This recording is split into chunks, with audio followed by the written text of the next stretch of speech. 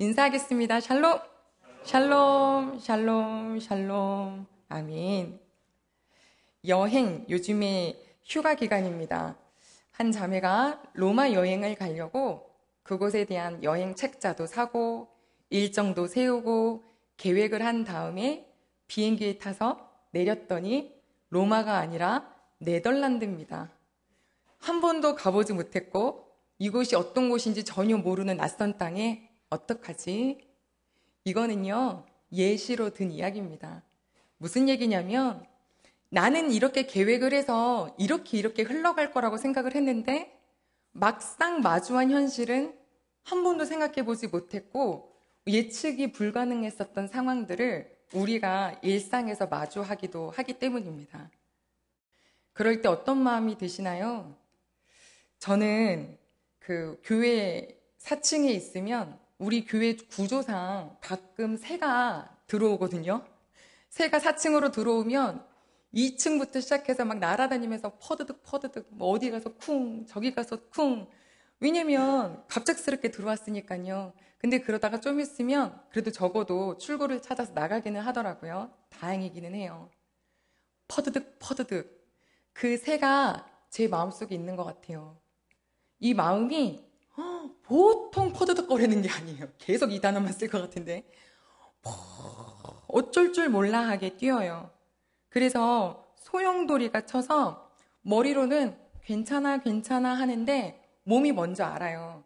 왜 시험 치는 친구들이 어때요? 그러면 괜찮아요 하지만 긴장해가지고 밥도 잘 안 넘어가는 게 이 생각보다는 몸이 더 알 때가 있는데 제가 예상하지 못하는 순간들을 마주하면 그런 모습을 저한테서 발견을 했어요. 어저께는 말씀으로 승부합시다라고 선포했는데 오늘은 이렇게 온몸이 너무 힘들어서 막 뒹굴고 있는 내 모습을 보면 어떻게 사람이 이렇게 순식간에 달라지지? 하는 그런 자책도 생기기도 하거든요. 그런데 제가 책을 하나 읽었는데 제니 앨런이라는 분이 쓴 책이었어요. 그분이 이런 글을 썼더라고요. 일상의 이야기인데 아침에 눈을 떠서 내가 오늘 하나님과 친하게 지내야지 했는데 벌써 손은 핸드폰에 가 있더래요. 그래서 핸드폰을 딱 보는데 메일이 왔다는 표시가 있으니까 메일을 딱 열었는데 그분이 글을 쓰시는 분이잖아요. 그 자기 글에 대한 아주 건설적인 비판이 있더랍니다. 여러분 있잖아요. 아무리 건설적이어도 비판은 비판이거든요. 목사님 설교 되게 좋은데요. 이 부분은 조금 그렇고요. 이것도 비판, 그죠? 건설적으로 받아들이면 아멘인데 그냥 아침에 이걸 딱 보고 아유 그래 그런가 보다 해서 다시 또 하나님께 기도하려고 했는데 순간적으로 뭘 하고 있냐면 SNS를 하고 있더래요. 막 페이스북을 하고 있고 트위터를 하고 있고. 근데 거기에 보니까 좋아요라는 여러분 표시가 있거든요. 우리 예배를 드릴 때도 우리 교회는 표시를 이제 안 하게 되어 있긴 하지만 어떤 예배는 밑에 막 그 좋아요 따봉이 막 다 하시네요. 저보다 더 세련되셨어요. 막 올라가 있어요.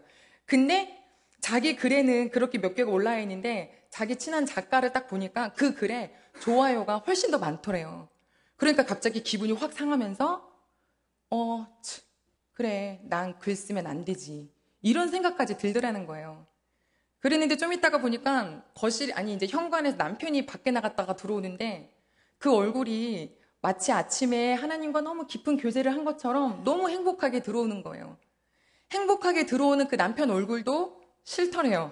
왜냐면 나는 이렇게 지금 힘들어 죽겠는데 뭐가 좋다고 저렇게 웃으면서 들어오지? 라는 생각이 들더랍니다. 신기한 건요. 아침에 눈을 떠서 내가 오늘 하나님과 함께 행복하게 살아야지 했지만 핸드폰을 쥐어들고 확인하고 이 순간에 1시간 동안에 그 자매에게는 어떤 결과를 어떤 이제 결심을 했냐면 글 쓰는 거 그만둬야겠다. 왜? 난 재능이 없으니까. 사역, 크리스찬 그 성경 교사거든요. 사역도 그만둬야겠다. 왜? 넌 가치가 없어. 너는 힘이 없고 넌 사랑스럽지가 않아. 여러분 이게 아침에 일어나서 몇 시간 만에요? 1시간 만에 일어나는 일이 이 마음인 거예요. 그러니 그분도 마음에 막 새가 퍼드덕 한 거죠. 우리 식구들은 어떠실까? 저는 이런 마음이 들 때 누군가 옆에서 괜찮아. 하나님이 다 알고 계시고 함께 하셔 하는데 그 말이 되게 안 들어오더라고요. 막상 힘드니까 그 말이 안 들어오는데 그래도 살아야겠으니까 뭐를 막 찾냐면 성경 속에서 어떻게 하셨지를 막 찾아요.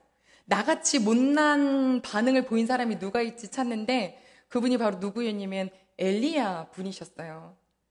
열왕기상 18장, 19장을 두 장을 보면요. 이 두 장 사이에 얼마나 극이 달라지는지 18장에는 그 엘리야가 엄청난 일을 해요. 17장에서부터요. 막 하늘의 비도 멈추게 하고 가난한 과부에게 먹을 것을 끊임없이 공급해 주기도 하고 그 가난한 과부의 아들이 죽으니까 그를 통해서 하나님이 아들을 살리셨어요.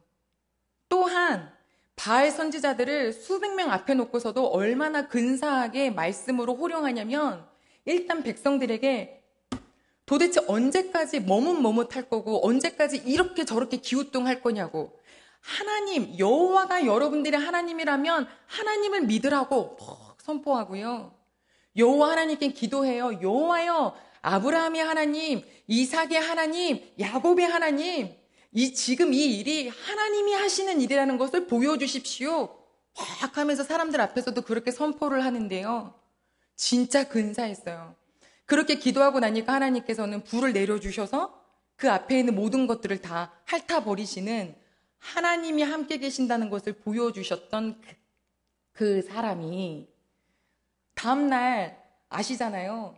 한 여인이 너 우리 바알 선지자들을 죽인 것처럼 너도 똑같이 죽인다 하는 그 권력 있는 사람의 말 한마디가 이 엘리야의 마음을 완전히 무너뜨렸어요. 완전히.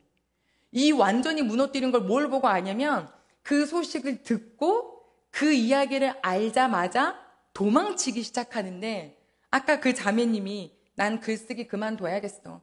난 사역도 그만둬야 돼 하는 것처럼 있는 곳에서 막 밑으로 남단으로 막 뛰어내려갑니다. 계속 도망쳐요.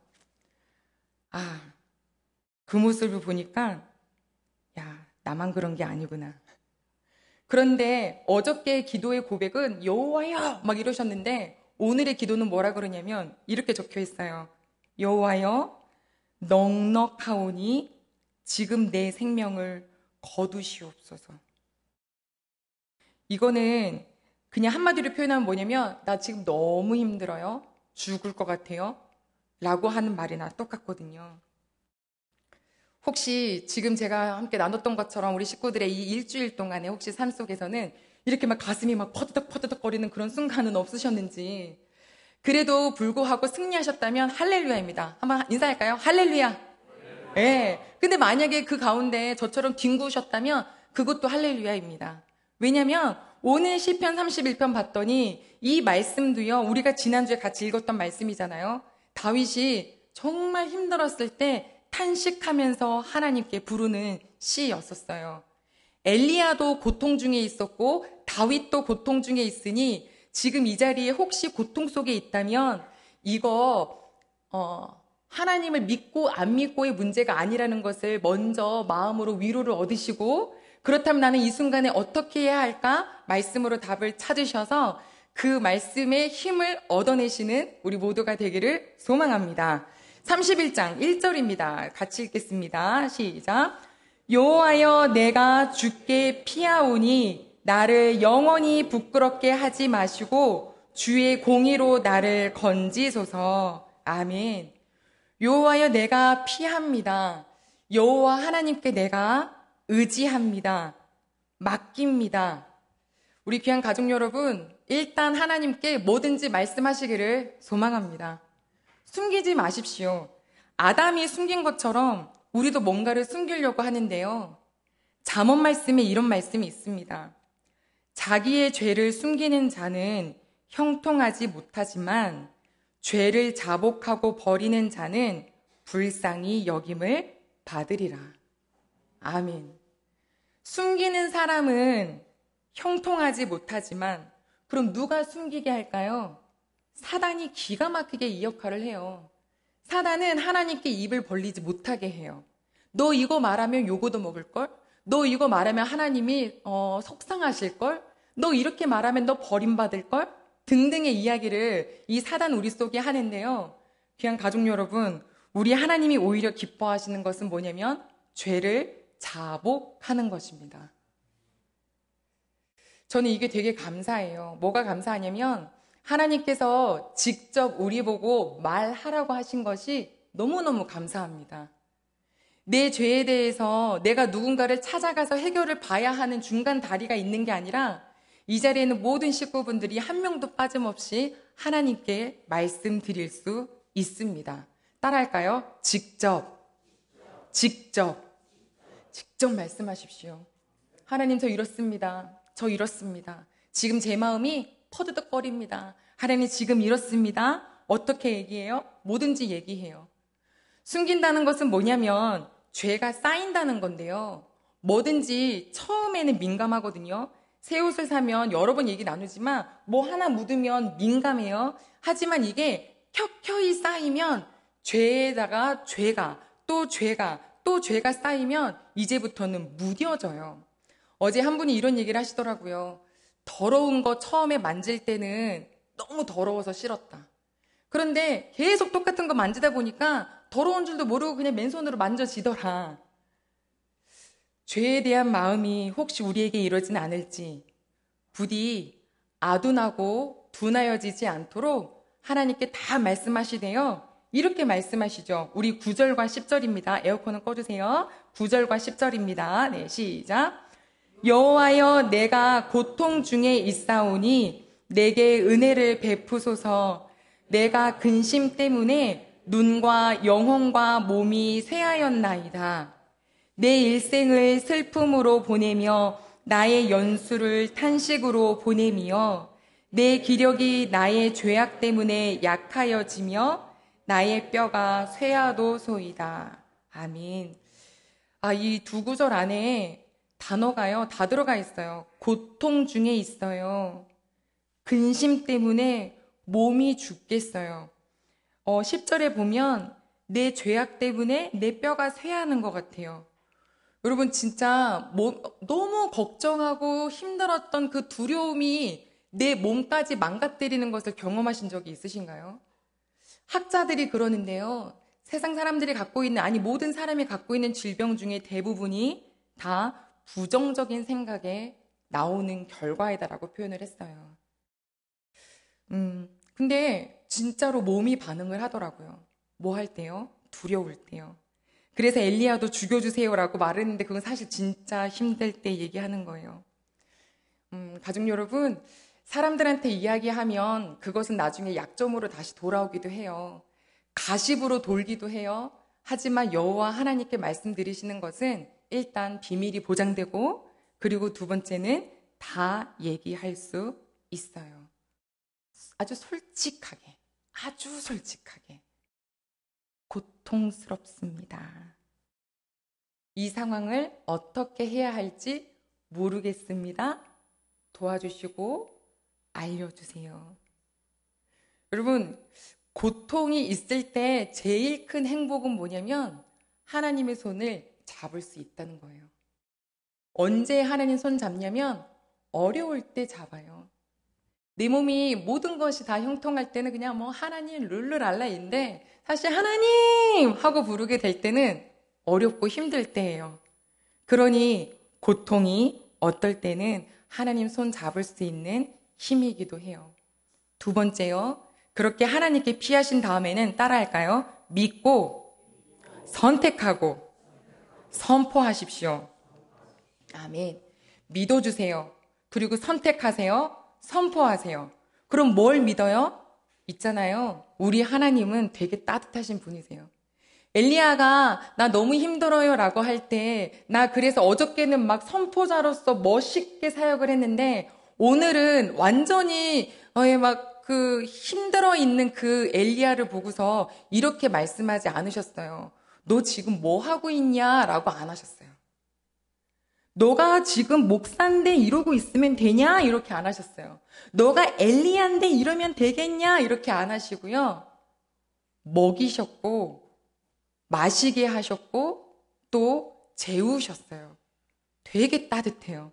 따라해볼까요? 먹이시고 재우시고 우리 하나님께서 우리 귀한 이 자리에 있는 모든 식구분들이 혹시 경직되게 오셨다면 오늘 말씀을 먹이시고 또 그리고 이 마음도 평안함으로 재워주시기를. 아니, 예배 시간에 잘하는 게 아니라요. 예, 마음이 평안하게 주님 아버지 앞에 정말 회복이 되시는 그 은혜를 주시기를 소망합니다. 그러면 우리 하나님은 그렇게 나를 먹이시고 재우시는데 그리고 나는 하나님께 뭐라고 얘기할까요? 그게 14절이에요. 우리 오늘 말씀 14절 같이 읽을까요? 14절입니다. 시작. 여호와여 그러하여도 나는 주께 의지하고 말하기를 주는 내 하나님이시라 하였나이다. 아멘. 주님, 제가 너무 고통스럽고요. 근심이 내 뼈를 마르게 하고 사람들을 나를 떠나가고 계속 나를 비방해요. 그러면서도 하지만 그리하여도 나는 주께 의지하고 뭐라고 얘기하냐면 주는 내 하나님이십니다. 주님은 나의 하나님이십니다. 내가 골리앗을 물리쳤었던 그 승리의 순간도 주는 나의 하나님이시지만 지금 내가 이렇게 도망 다녀야 되는 이 광야길밖에 안 보이는 이 순간에도 주님은 나의 하나님이십니다. 여러분, 우리 하나님께서 이사야 말씀에 그러셨어요. 내가 너를 불렀나니 너는 내 것이라. 따라할까요? 너는 내 것이라. 하나님께서 찜하시면 하나님의 것은요 얼마나 예쁘게 만들어 주시는지 몰라요. 그러면 하나님은 나를 보고 너는 내 것이라 그랬고 나는 하나님은 나의 하나님이에요. 이제 이 관계가 어떤 순간이어도 견고해야 되는데 요거 무너뜨리면 딱 끝이거든요. 그래서 사단은 계속 뭘 하냐면 우리의 이 정체성을 흔드는 거예요. 어떤 성도가 이런 고민의 문자를 보냈어요. 한 목사님께. 목사님, 저는 하나님이 잘 느껴지지 않아요. 제가 하나님의 자녀인지가 잘 느껴지지가 않아요. 이렇게 이제 문자가, 아니, 그게 고민이에요. 그랬더니 목사님께서 그 고민을 딱 보자마자 뭐라 그러셨냐면, 저는 항상 내 아내가 느껴지지 않아요. 항상 내 아내가 내 아내라고 느껴지진 않아요. 하지만 한 가지 확실한 건 난 결혼을 했다는 거예요. 저 사모는 나의 와이프고 나는 저희의 남편이라는 걸 알아요. 그래서 나는 남편 된 역할을 하고 난 결혼한 사람으로서의 삶을 살아요. 아니, 하나님의 자녀라고 느끼는 게 뭘 어떻게 해야 느끼는 거냐고 물어봤어요. 그럼 평안할 때는 하나님의 자녀로 느낀다고 쳐요. 그럼 오늘처럼 이렇게 고통 중에 있을 때는 그럼 나는 하나님의 자녀가 아닌 건가요? 아니라는 거예요. 그냥 말씀대로 그냥 살아요. 힘든 날에는 뭐 하고요? 뒤를 돌아보고, 기쁜 날에는, 형통한 날에는 뭐 하고? 기뻐하고. 이게 어디 나와 있냐면 말씀에 나와 있는데 한번 찾아볼까요? 전도서 7장 14절이에요. 뒤로 조금만 가보시겠어요? 전도서 7장 14절.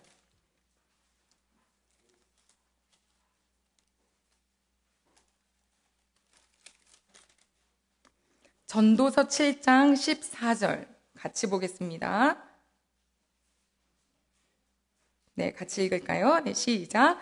형통한 날에는 기뻐하고 공고한 날에는 되돌아보아라. 이 두 가지를 하나님이 병행하게 하사 사람이 그의 장래일을 능히 헤아려 알지 못하게 하셨느니라. 955페이지에 있는데요. 나중에라도 꼭 다시 한번 읽어보세요. 하나님께서 우리에게 두 가지 날을 병행해 주셨대요. 하나는 형통한 날, 하나는 곤고한 날. 형통하면 즐겨라, 기뻐해라. 곤고하다면 뒤를 돌아보아라. 이것을 우리에게 주신 것은 아까 계획하지도 않은 낯선 환경 속에 덩그러니 나와 있는 것 같은 그런 당혹스러운 순간에도 너가 여호와를 알 수 있기를, 여호와를 찾을 수 있기를 바라시기 때문인 거예요. 가족 여러분, 우리가 내일을 모른다는 건 얼마나 행복한 일인 줄 아세요?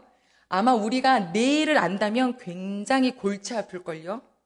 내일 일을 모르게 해주신 하나님의 은혜에 감사드리면서 오늘 주어진 날을 우리가 살아갈 수 있기를 소망합니다.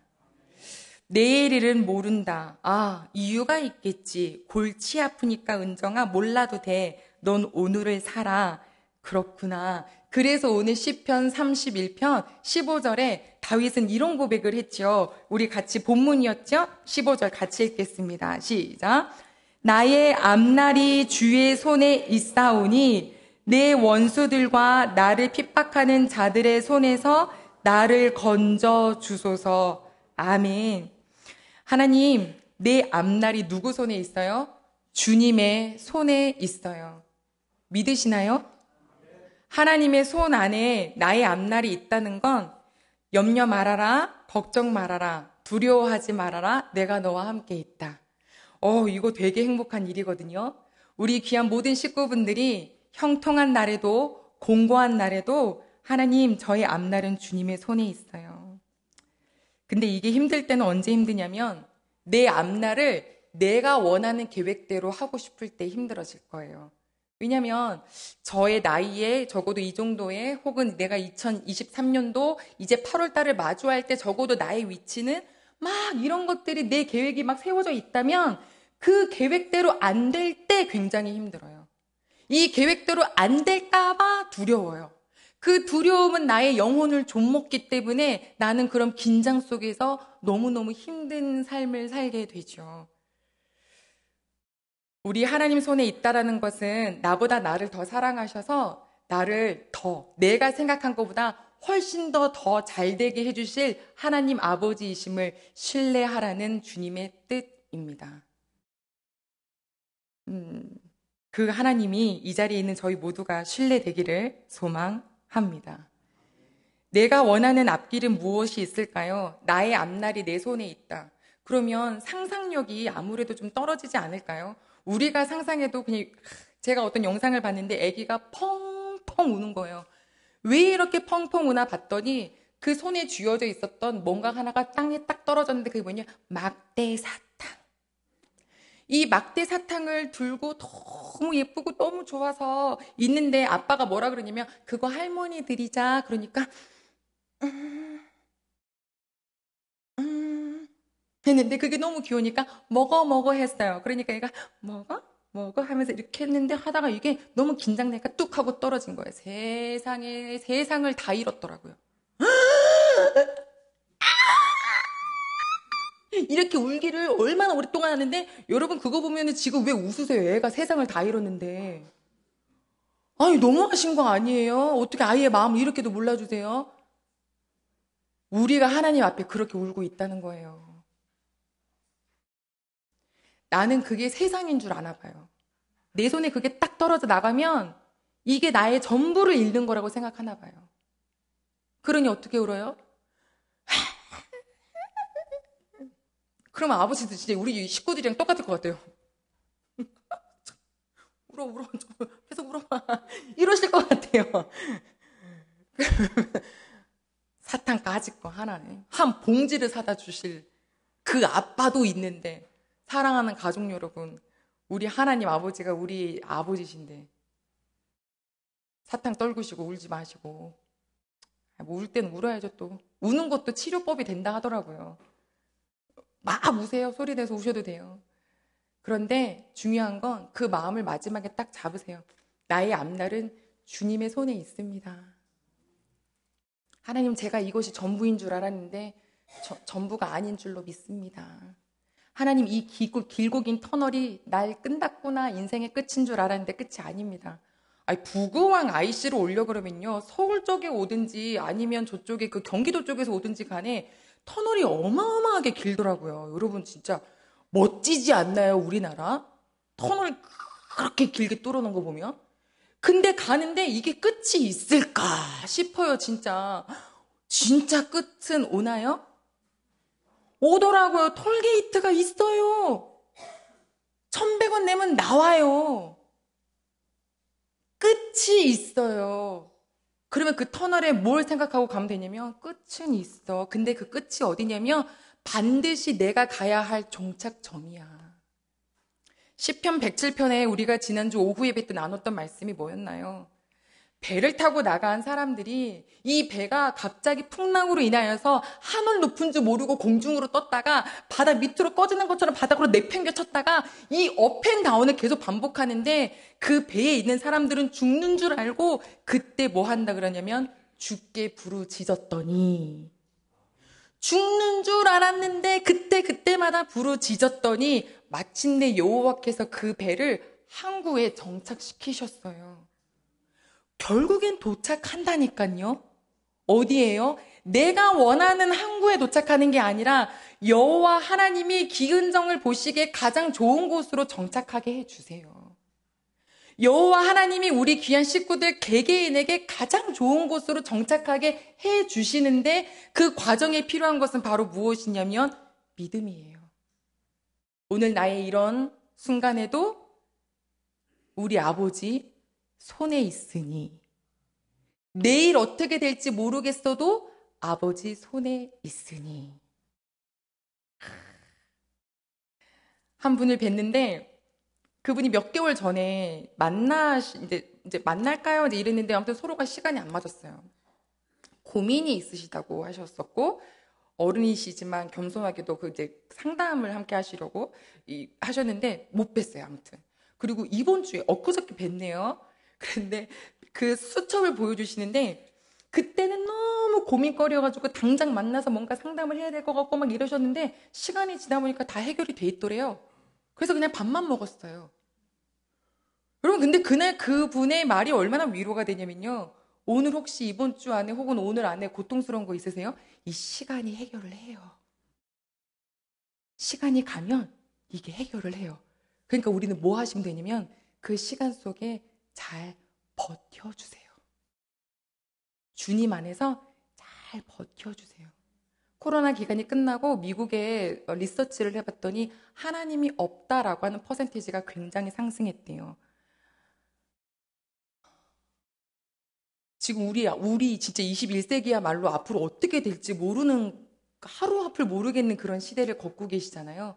잘 버텨주세요. 우리 교회가 뭐 해야 될까? 우리 식구들이 진짜 마지막까지 하나님 만나는 그 손길을 잘 버티도록 도와야 되겠구나. 근데 제가 혼자 다 해요? 아니시잖아요. 우리 귀한 식구분들이 서로 도와주시는 거예요. 기도의 삼겹줄 중에는 때로는 진짜 누군지 모르겠어라고 하시는 분도 있죠. 그거 저의 불찰이기도 해요. 정말 빨리빨리 최대한 연결을 해서 어떤 환경에 계신지 어떤 기도가 정말 더 필요하신지를 돕는 그런 역할도 할게요. 근데 우리 가족 여러분 진짜 누군가의 기도가 엄청 힘이 돼요. 다윗도 혼자 버티지 않았어요. 역대의 상하를 이렇게 보면은 나중에 다윗이 그 생애를 마감할 때 그 옆에서 다윗을 정말 도왔던 사람들의 이름이 쭉 열거되거든요. 이름이 되게 많이 나와요. 막 누구의 아들, 누구의 아들, 이 사람들이 뭐였냐면 다윗 옆에서 다윗을 도와서 그 나라를 통치했던, 도왔던 사람들이에요. 엘리야에게도 뭐라 그러셨냐면 너 혼자인 것 같지? 이 지금 다 바알 믿고 이 왕후도 지금 너를 다 공격하고 있는 것 같지? 너 홀로 있는 것 같지? 너 혼자 아니야. 내가 따로 숨겨놓은 나를 믿는 자들이 있어. 이러시거든요. 외로움은 너무 힘들잖아요. 나 아픈데 아무도 모르는 것 같고 나 혼자 울고 있는 것 같고 그럼 얼마나 외로워요. 근데 나를 위해서 기도해 주시는 누군가 있구나. 근데 그게 가족이어도 감사고 교회 가족이면 너무 감사고 여러분들께서요 이번 한 주에 그 고 양기석 집사님의 소천을 두고 얼굴 못 뵌 지 엄청 오래됐고요. 청년들은 사실상 누구시냐고 물어보는 문자도 있었어요. 그럼에도 어땠냐면 그럼에도 위로를 표해요. 그럼에도 기도를 하세요. 근데 그게 전달이 되더라고요. 얼마나 큰 힘이에요. 우리 가족 여러분 지금 우리 이 자리에 있는 식구분들이 서로를 위해서 그래서 더 끝까지 기도해 주시는 분들이 되셨으면 좋겠어요. 그냥 이름만 놓고 하나님 사실상 제가 이분을 잘은 모르는데요. 이분도 어려움은 있겠죠? 고통이 있을까요? 근심이 있을까요? 안아주세요. 이렇게. 그렇다면 그 귀한 식구분들이 이 터널의 길을 걸어갈 때 잘 버틸 수 있는 자양분이 되게 하실 거예요. 그리고 누가 아파서 힘들어서 쓰러져 있으면은 목사가 그러면 되겠어요? 이러지 마시고 먹이시고 입혀주세요. 어떻게 먹이실래요? 사랑으로. 말 한마디. 예, 등 한번 토닥토닥토닥 해주시고. 그래서 우리 귀한 가족분들이 정말 주님 오시는 그날까지 우리 대형교회 있는 이 자리에 있는 식구들을 다 끌고, 영상으로 예배드리는 식구들요. 혹시 이것도 저것도 못된, 안 되어 있는 식구들까지도 우리는 다 데려다가 그냥 끝까지 포기하지 말고 낙심하지 말고 정말 주님 만나는 그날까지 포기하지 말도록 잘 걸어갈 수 있도록 돕는 공동체가 되기를 소망합니다. 내일은 몰라요. 앞날도 몰라요. 그런데 오늘 다윗이 고백했어요. 하나님께 맡깁니다. 믿고 선포합니다.